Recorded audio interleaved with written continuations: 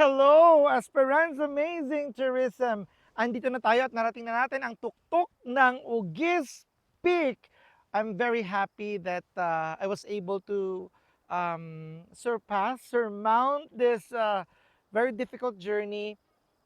Bakit ko pinuntahan ang Ugis Peak ngayon? Maraming kadahilanan kung bakit ako bumisita sa Ugis Peak ngayon. Una, dahil sa gusto ko makita kung paano ang sistema dito ngayon dahil padami na ang nagkakaroon ng interest sa ating Ugis Peak.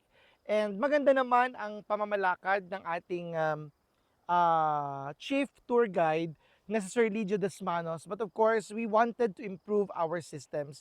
Gusto nating mas mapaganda ang ating sistema na mas well monitored yung ating pagpasok at paglabas ng ating mga turista dito sa ating bayan. Sa likuran ko ay paakyat na yung clouds mula sa ilalim and nakita natin ang sea of clouds. Thank you, Lord, for this beautiful chance of being a witness of how powerful you are, kung gaano kaganda ng mundo, kung gaano kasaya ng ating buhay na ibinigay mo sa amin.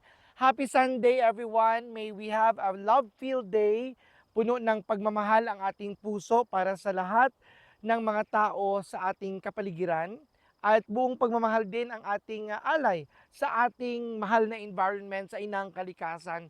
Maraming salamat, Panginoon, kay nanay, kay tatay. Thank you, Gid, no, for giving me this life. I was able to experience all these things.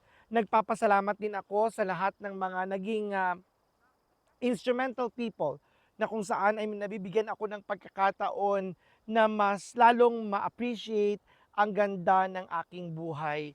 So today, we are gathering all informations. Lahat ng mga detalye ay ating iniipon, ating tinitingnan kung paano natin magagawa ng maayos ang ating trabaho bilang Municipal Tourism Officer. So sa ating pagbaba ay ang ating mga takeaways ay yun ang ating baon para sa ating meeting sa darating na Tuesday or Wednesday. Depende sa availability natin kasi we will still ask permission as to the date of our and time of our meeting. Salamat sa magical stick na ito dahil dito ay nakayanan ko ang mahirap na daan. Napakahirap actually. Lalo-lalo na sa akin na this is not my cup of tea. Honestly speaking, hindi po ito ang mga adventures na gusto ko dahil ayoko sana nahihirapan ako. No? Yeah, not normally, ayoko. Ang gusto ko lang makita ang mga nasa paligid ko na masaya. That's why I go to disco. Pala disco ako, not because I dance. Nag-south man because I'm also, I love dancing. Pero gusto ko makita sa mga tao na sinadya, no?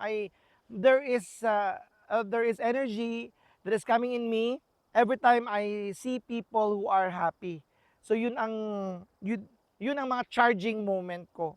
Kaya I go to places na kung saan maraming mga tao masaya or yung aking environment ay ginagawa kong masaya. That's why akala ng iba wala tayong ginagawang trabaho, puro lang tayo enjoyment.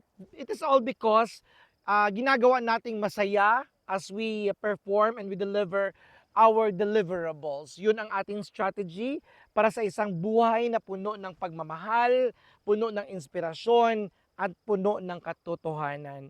Sa mga taong hindi naman na-appreciate ito, bahala na kayo sa buhay ninyo yan, kaya nyo yan, pag-iisip nyo yan, at sana gabayan kayo ng Diyos sa inyong journey, at sana kung ano man ang makapagpapasaya sa inyo ay walang taong pumipigil dahil hindi naman maganda yon, no?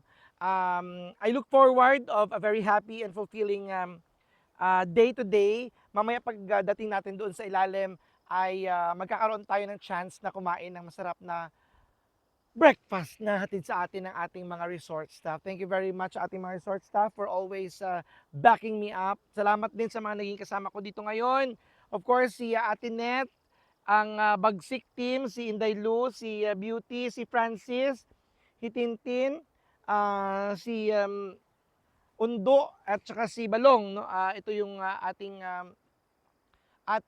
mga kasama ngayon sa team na umakyat sa Ugis Peak ng free ang entrance fee, free ang tour guide, at free ang breakfast. Yon. So, ito pa rin ang ating pag-uulat mula sa Toturismo Broadcast. Totoong kwento lamang ang atin. Maraming salamat. Esperanza Amazing. Totoo ba? Totoo ba? Turismo. Totoo ba? Masarap mabuhay sa mundo.